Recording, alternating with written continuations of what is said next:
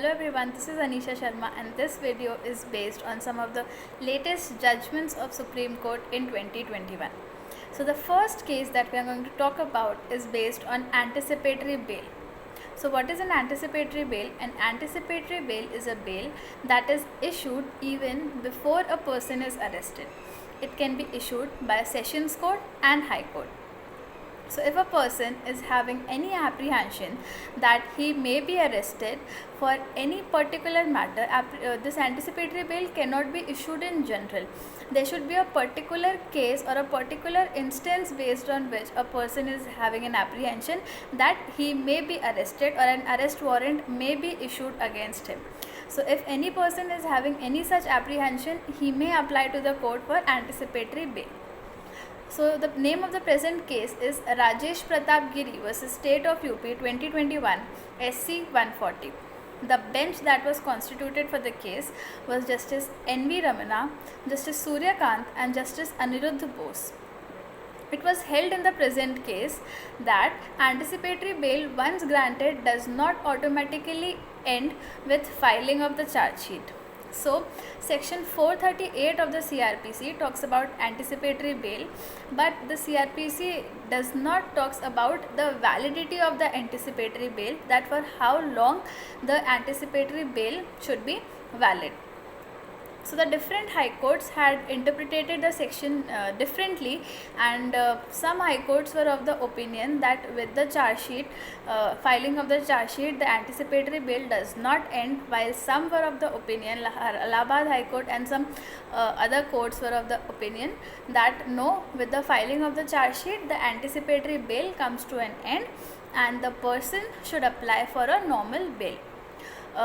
The tradition that was generally followed was the same, that anticipatory bail ended with the validity of the anticipatory bail ended with the filing of charge sheet and normal bail application had to be given.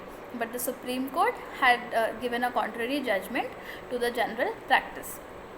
The next case that we are going to talk about is based on check dishonor. The name of the case is Sumiti Vij versus Paramount Tech Fab Industries LL 2021 SC 149.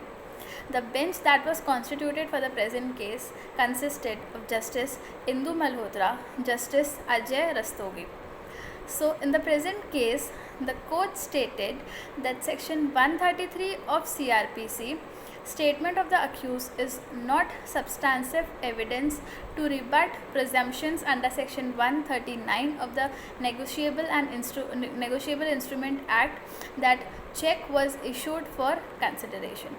So section 139 of the Negotiable Instrument Acts creates a presumption in favor of the holder of the check.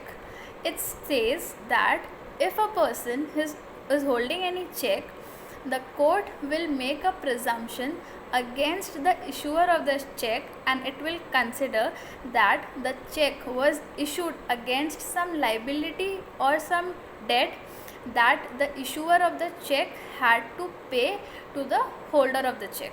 So this section was in favor of the holder of the check. So the Supreme Court in the present case said that in this judgment stated that section 131 of CRPC, statement of accused, is not a substantive evidence to rebut the presumption under section 139 of the Negotiable Instrument Act. The next case is based on the summoning of additional accused. The name of the case is Sartaj Singh versus State of Haryana LL 2021 SC 161. The bench that was constituted for the case consisted of Justice Chandrachud and Justice Shah.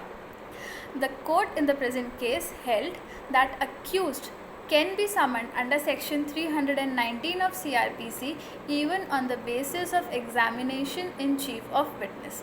Earlier, the additional witness was summoned only after examination in chief and cross-examination, only after when examination in chief and cross-examination of the witness was done.